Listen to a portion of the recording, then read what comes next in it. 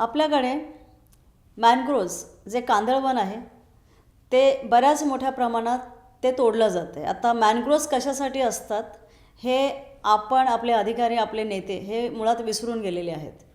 आणि त्या अनुषंगाने आता गेल्या महिन्यामध्ये एक आदेश नेते लोकांनी पास करून घेतलेला आहे की मीरा भाईंदरमध्ये जवळजवळ 45,000 मॅनग्रोव्ज आणि झाडं ही तोडण्यात यावी, कारण विकास करायचा आहे. तर विकास नेमका कसला होतो मला ते कळत नाही. आपण निसर्गच जपत नाही आहोत. तर या गोष्टी ज्या आहेत त्या खूप महत्त्वाच्या आहेत.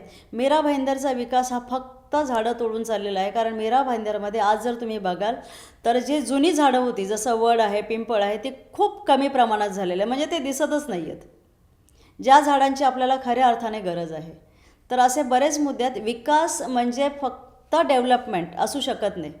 विकास म्हणजे आपला निसर्गसुद्धा जपता यावा.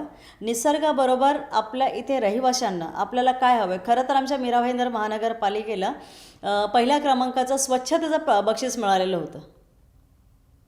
तर त्याची लाज आपण सगळ्यांनी राखली पाहिजे. खरंच मीरा भाईंदर तेवढ्या प्रमाणात स्वच्छ आहे का, हा महत्त्वाचा मुद्दा.